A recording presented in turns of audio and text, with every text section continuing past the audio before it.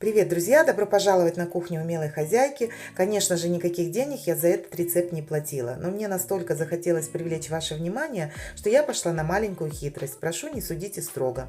Это потрясающий рецепт хлеба, который не крошится при нарезке и остается свежим даже через 3 дня. Такой в магазине вы наверняка не купите. Если вы, как и я, любите заниматься кулинарной магией, то вам ко мне.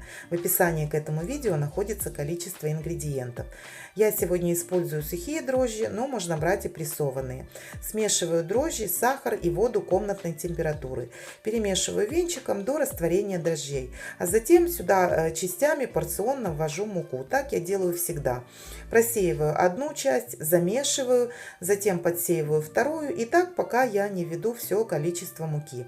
Еще раз напоминаю, что в описании к каждому видео находится количество ингредиентов к каждому рецепту. Нажимаете на слово «Еще» и вам открывается перечень ингредиентов.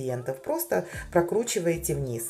Далее в тесто я добавляю чайную ложку соли и замешиваю, пока не вмешается вся мука.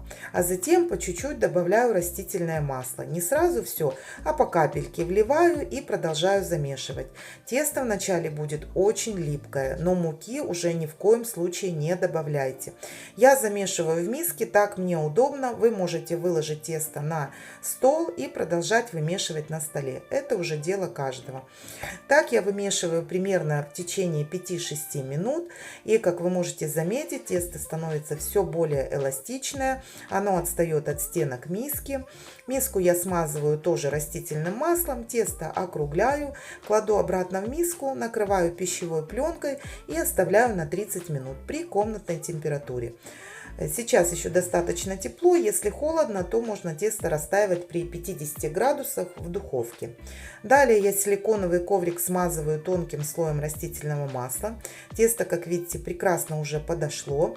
И сейчас я буду делать процесс ламинирования. Очень мне нравится этот процесс, потому что он обогащает тесто кислородом и вообще улучшает качество любой выпечки. А делается он очень просто. Смазываете руки растительным маслом и на столе, смазанным тем же маслом, просто тесто растягиваете как можно тоньше. Желательно следить за тем, чтобы оно не порвалось, хотя оно настолько эластичное, что, видите, делать это несложно. Я его растянула на всю площадь коврика. Затем я его сворачиваю вот так вот в середину, края подворачиваю и уже сбоку начинаю сворачивать просто вот в такой вот рулет. Уже прям заметно, что тесто становится очень такое воздушное, обогащенное кислородом. Посмотрите, оно буквально такое дышащее. Я его снова перекладываю обратно в миску и оставляю еще примерно на 10-15 минут, тоже при комнатной температуре. Тесто еще больше увеличилось в размерах, посмотрите, какое оно великолепное на ощупь. Я его обратно выкладываю на силиконовый коврик и уже сейчас буду делать предформовку. Слегка вот так тесто я округлила, делю на 2 части, у меня будет 2 булки хлеба, 2 батона. Посмотрите только, какое шикарное дышащее тесто получается. Далее я каждую часть растягиваю вот так немного по столу, сворачиваю вовнутрь и потом прямо на столе округляю. Просто делаю словно такую вот большую булочку. Сделала с одной так, потом точно так же делаю со второй частью теста. Растягиваю, сворачиваю вовнутрь и округляю. В общем-то ничего сложного, просто нужно иметь время и самое первое, конечно, нужно иметь желание. Далее я накрываю пищевой пленкой и прямо на столе уже оставляю где-то минут на 10. А потом уже можно переходить к формовке хлеба. Каждую часть теста я раскатываю. Скалка у меня тоже смазана растительным маслом. И затем я сворачиваю в рулет каждую часть теста. И обратите внимание, словно бы защипываю его. Завернула, защипала, провернула, защипала. И так, пока не сворачиваю полностью тесто в рулет. Это тоже очень важный момент, кстати, который очень положительно потом отражается на готовой выпечке. Так я сформировала один батон и перехожу к формовке другого. Безусловно, друзья, рецепт непростой. Он занимает время, занимает силы наши какие-то, трудозатраты. Но все это мы делаем с любовью и только при желании, когда мы хотим это делать. Конечно, никто не говорит, что нужно поставить на поток выпекание хлеба. Но вот если есть желание, ну почему бы это не сделать? Правда же? Тем более, что это приносит удовольствие. Ну, мне во всяком случае. случае. Я не скажу, что я каждый день пеку хлеб, изредка, но просто результат потрясающий.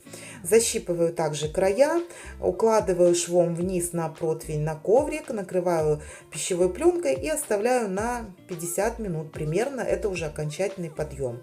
Далее я посыпаю белым кунжутом по желанию и делаю надрезы в форме батона. Удобнее это сделать, кстати, лезвием, если у вас есть острое. Если нет, то острым ножом.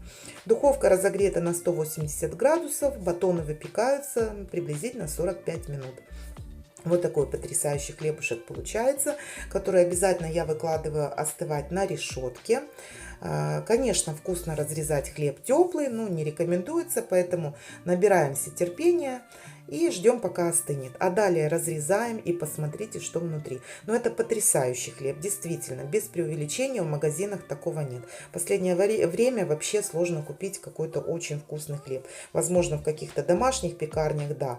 А там, где поставлено все это на поток, ну, не сравнится с этим хлебушком. Так что, друзья, изредка обязательно. Во-первых, это для души, ну, вот как мне кажется. Во-вторых, это мы радуем себя и близких. Обязательно выпекайте, пишите свои отзывы в комментариях. Буду очень рада. Всем мира и добра. Всем пока.